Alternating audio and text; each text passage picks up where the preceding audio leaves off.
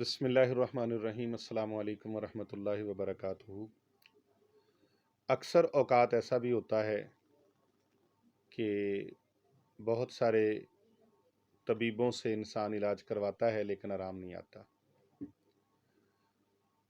بہت مہنگے علاج ناکام ہو جاتے ہیں۔ بڑے بڑے ڈاکٹروں سے علاج ہوتے ہیں، MBBS ڈاکٹر سے، پروفیسر سے علاج ہوتے ہیں، کامیاب نہیں ہوتے۔ یہ لا علاج بیماریوں کے لیے شفا کا پیغام ہے، پیغام شفا ہے لا علاج بیماریوں کے لیے۔ جنہوں نے بہت سارے طبیبوں سے ملک پاکستان کے طول و عرض سے علاج کروایا ہے، باہر کے ملکوں سے علاج کروایا ہے، آرام نہیں آیا، تو دل چھوٹا مت کریں، آرام آ جائے گا۔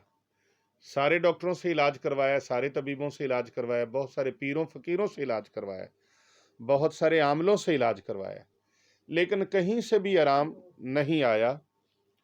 اور طبیب حضرات، حکماء حضرات، ڈاکٹرز حضرات عاجز آ گئے ہیں، اور عامل حضرات بھی عاجز آ گئے ہیں۔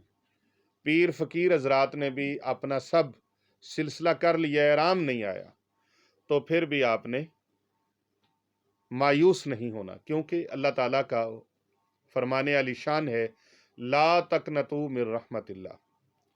کچھ بھی افاقہ نہیں ہوا تو پھر بھی ہمت نہیں ہارنی، یہاں تک کہ سب لوگ عاجز آ چکے ہیں اور مرض کو لا علاج قرار دے دیا گیا ہے۔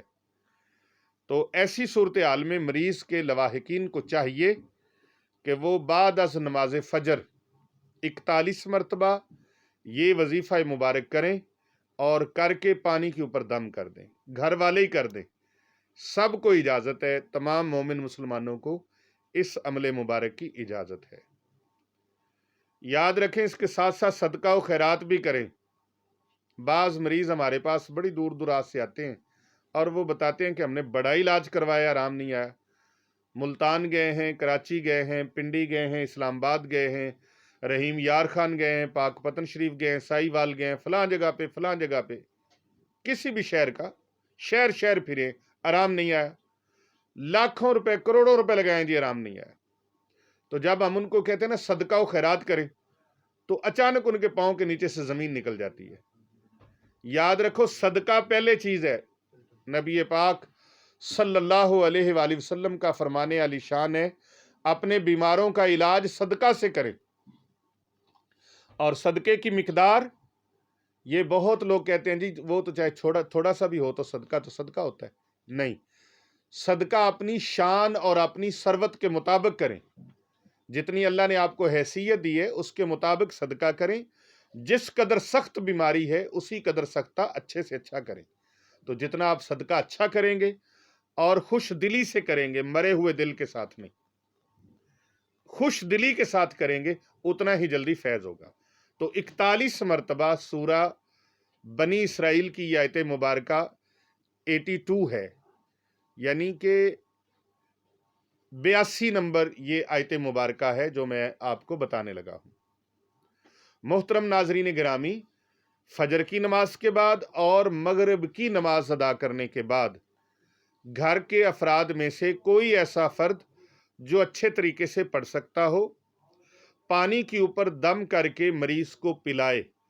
17 دن تک، یعنی 17 ڈیز تک آپ اس عمل مبارک کو جاری رکھیں، مریض کو پانی پلاتے رہیں فجر کے بعد اور مغرب کی نماز کے بعد۔ یہ پانی پڑھ کر دم کر کے اس کو پلائیں، آپ کا مریض ٹھیک ہو جائے گا۔ آپ محنت کریں، انشاءاللہ اللہ رنگ ضرور لگائے گا۔ یہ عمل 17 دن تک کرنا ہے۔ اور آیت مبارکہ میں آپ کو پڑھ کے سنا دیتا ہوں۔ اعوذ باللہ من الشیطان الرجیم، بسم اللہ الرحمن الرحیم، وَنُنَزِّلُ مِنَ الْقُرْآنِ مَا هُوَ شِفَاءٌ وَرَحْمَةٌ لِّلْمُؤْمِنِينَ وَلَا يَزِيدُ الظَّالِمِينَ إِلَّا خَسَارًا۔ ناظرین گرامی، اس آیت مبارکہ کو 41 مرتبہ فجر کی نماز کے بعد، 41 مرتبہ مغرب کی نماز کے بعد پانی کے اوپر دم کر کے فجر کے بعد اور پانی لیں، مغرب کے بعد اور پانی لیں، یعنی پانی ہر بار نیا لیتے رہیں۔ وہ پڑھ کے مریض کو پلائیں، انشاءاللہ تعالی 17 دن کے اندر مریض آپ کا ٹھیک ہو جائے گا۔